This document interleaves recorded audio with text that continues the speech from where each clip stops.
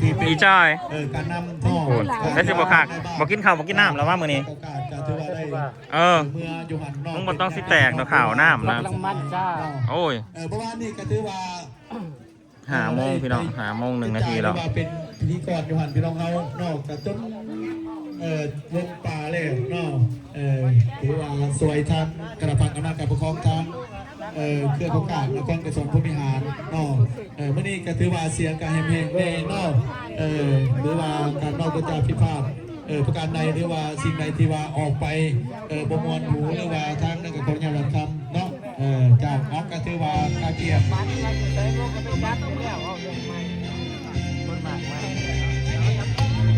ยินดีต้อนรับทางนักกีฬาบ้านสองทีมเราสู่สนามคู่ที่สองประจำวันที่3 เดือน 4 เดือน 3 เดือน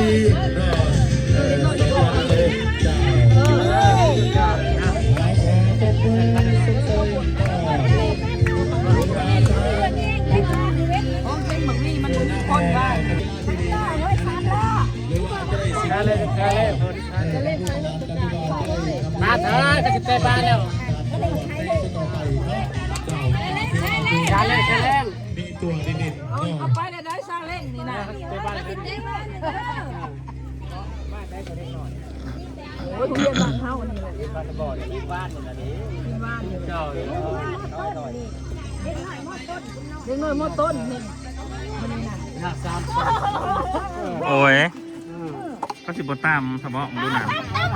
เอาเลย เป็นบทจองไว้ดิบนเรือ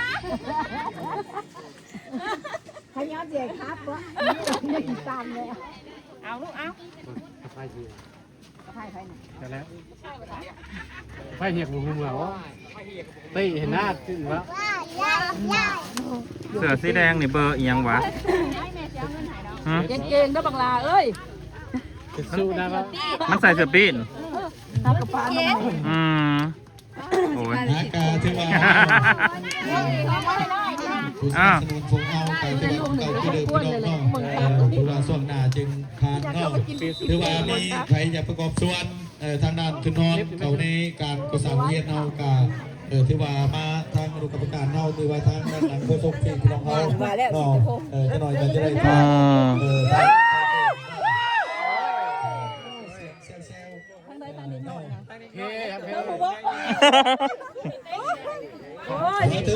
มาให้แม่เท่า เด็กน้อยทางนี้นะ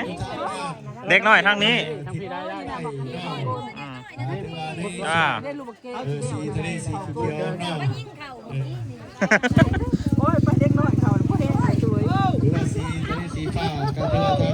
นี่แหละตั้งกัน มันกระสูงของมันได้แบบเบอร์17นะเออ หาเพชรแห้งกับลูกกระลัดเปิดไปเพื่อนใส่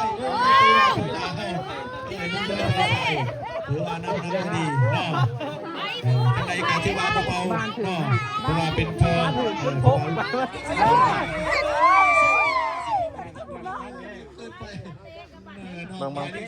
จับภาพคาเซียเนี่ยก็เสียเก่งแท้ เขาก็เริ่มเล่นอันเนาะ เป็นประตู เขากระทนนี่เขาเรียน ขอสมเสียงจากพี่น้องเอาครูที่2น้องไอ้หัวหนึ่งน้องผู้2ถือว่าลองพอกับเมย์เวลานี่พอพ่อซอเขานี่เมย์ลูก นี่ตะบักเบนตัวตะ เฮ้ระวังบักเถื่อลูกที่กินพอกับพี่ ไว้ ไอ้ เฮ้ยน้อยเขาได้ผูก หมายเลข10เดือนแล้วเนี่ยไปหมายเลข10เอา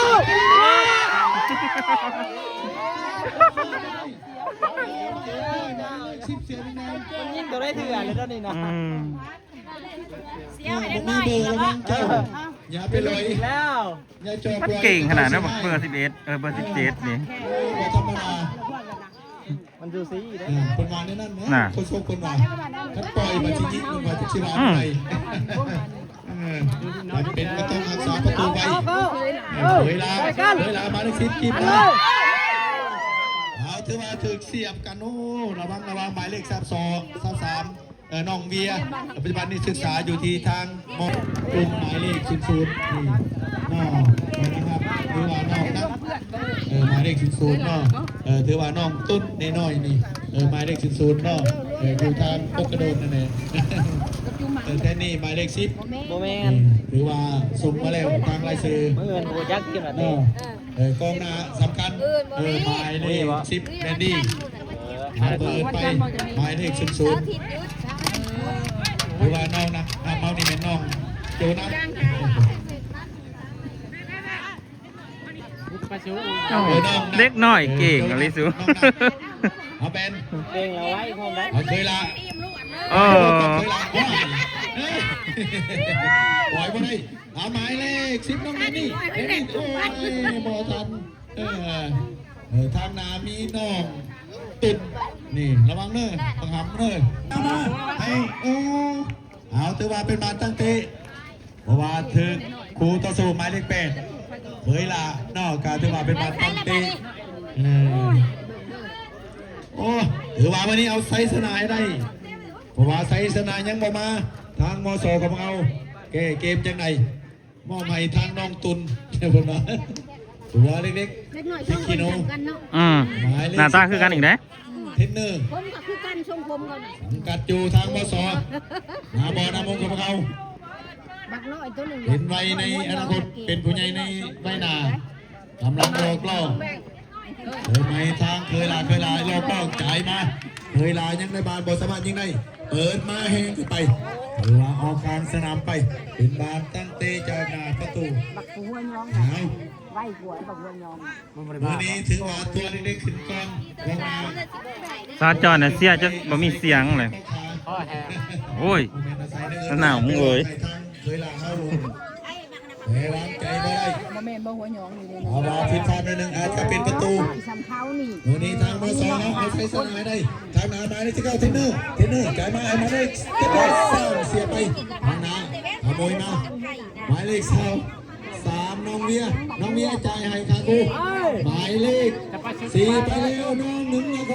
นเสียมายิงกามากาไป บ่ลองที่ดินไปไหน ไว้เอ๋หน่อยกับแม่ เบียดเป็นเบียด ไปเลยปล่อยเย้ ไปหมายเลข14เซนนี่เวลาเปิดมาอย่าไปกล้า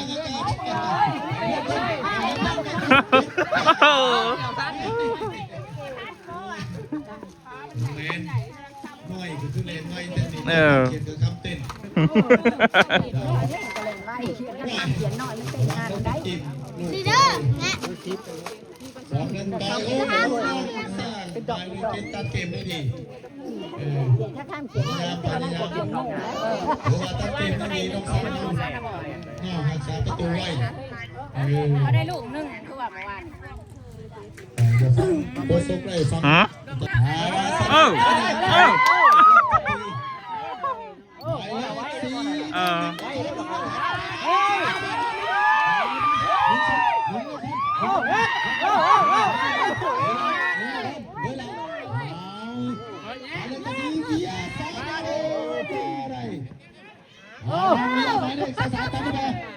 เปิดมาหมายเลข10แมนมาจูรี่หาไปหมายเลข19เทนเนอร์ใหญ่ยาวมาเคยลายาวไปพันบอลหมายเลข14แซนนี่เติมมาไปในน้องตุนบ่ได้เวลาลิ้นย่างแล้วหอดยามาให้หมายเลข10เวลาลิ้นบ่ได้เรียบร้อยเป็นประตูหมายเลข บ่เข่านะ 10 บอ หรือว่าหอดยา มันบูจี้นะไม่ปล่อยให้เขายิ เป็ ง น นะ ประตูลูกสมิธโมม90หรือว่าทางเมืองประตูบุสุดความสามารถ ใช้คนนั้นคือเสือนะอืม บอกให้พากันเที่ยวนักเขาแต่จะบ้านมืออันเด้ เกมจังไหนเปิดไปบ้าเบา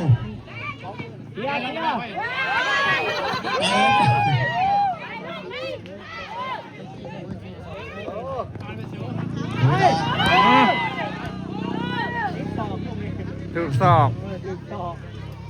ลูกมันถามสู้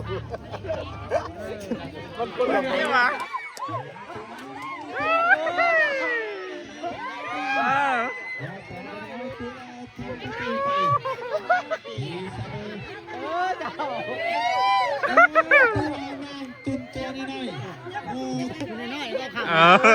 นี่เสือสีแดงนี่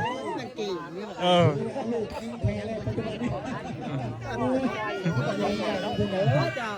ได้คนว่าถือว่าเสือพวกนี้ลูกนี่เนาะใส่พอใส่บอลในเสื้อของมันกันนี่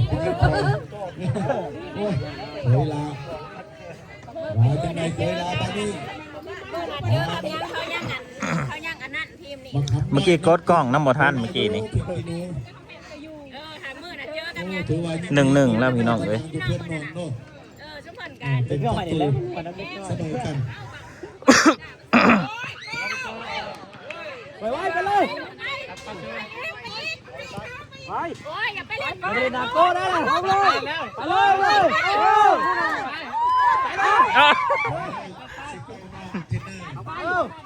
ชุดสีเสียบักน้อยเอ้า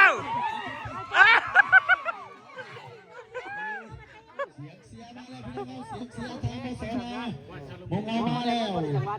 เข้า เวลาจะตอนนี้เข้า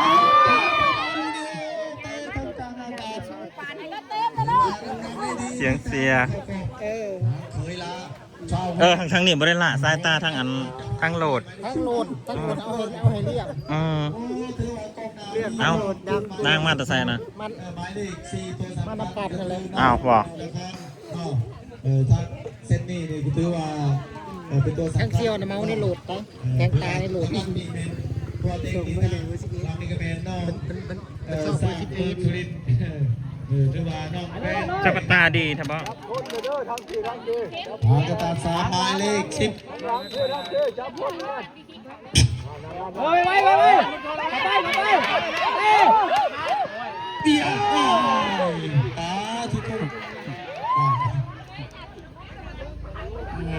เก่งกันไหมมึงไงแล้วก็มึงไง เทมาใบไม้แตกยาวสงสัยจะยิงโคซุกกับโบจักประตูผิดพลาดไปผิดพลาดไป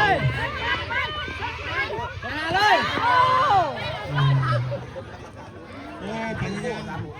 น้องนะครับลูกนี้ถ้าว่า นี่ซุ่มให้นี่ ประตูเด้อเจ้าต้องใส่2มือสู้ น่าเด้น่ะ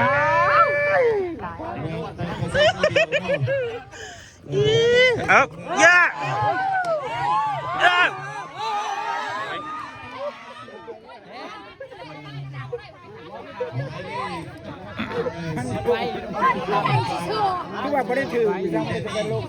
มันก็ตีนกัน ก็หากัน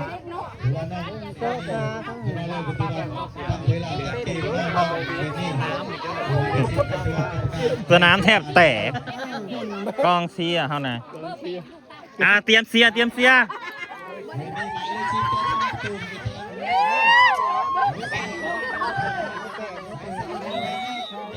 ย่า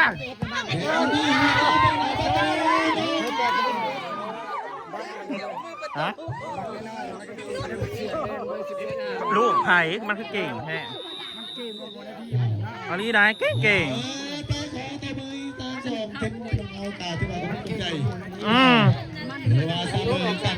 มันไวรีแวบเ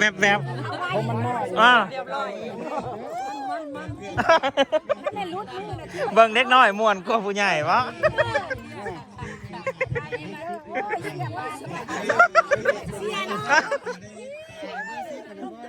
เอ็กน้อยลงมือได้มันมือนักขึ้นหน่อย เสียงฝากเติบน้องๆกันที่ว่าใช้ทางในงานครอบครัวโคชกในการที่ได้เดินทางเมื่อเพราะว่าอันหนามันในบักหลา ที่ว่าจะได้กำลังก่อนเนาะ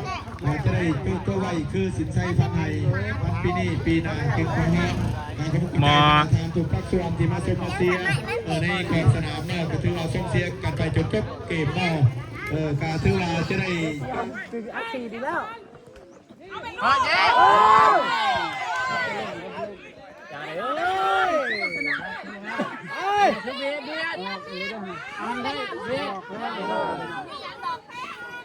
อ้เพลงนักพากย์เอาไว้ นักยามันคือเด็ก ทำจังไหนทางอะไรมาเซ็ตนะมันสิหมักใจมือโกนนี่ลงไปเลยหาซิปตลอดโอ้ยทำอย่าไปเอาแม่เฮ้ย เบียดมันก็บ่ได้แล้วดูตอนคนละดูนะ โบเลนเบียดเลนทรง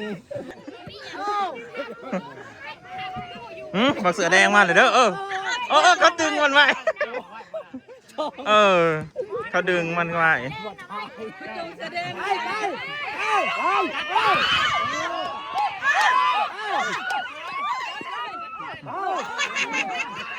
เ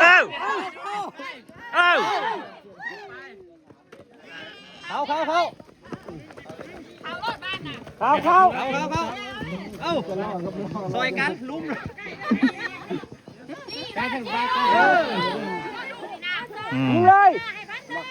นี่ผู้ขาค้าเสียนี่แหละ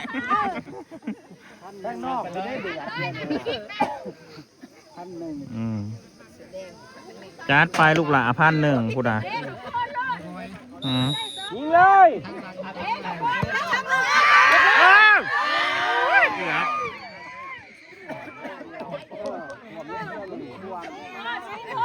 มันเลือใจเป็นประโยคก้นขึ้น ขาค้าเสียนี่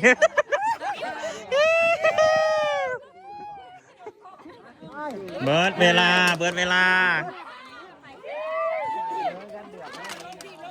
ดแต่คนเบิ่งนะบ่ได้เบิร์ด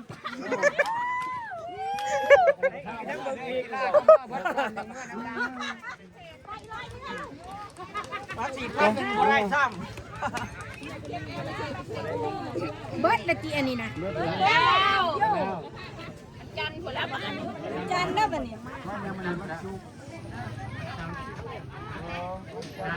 1-1พี่น้องเสมอเก่งขนาดเนาะเด็กน้อยนะ ผู้ใหญ่มันเมื่อยได้ร่มจับ เด็กน้อยโคตรเก่งเลยมื้อนี้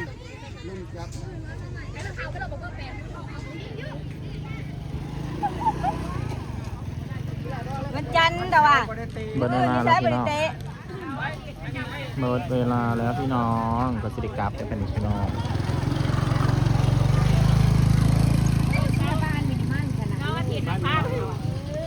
จอยโอ้ยหนาวมึงบอกกินข้าว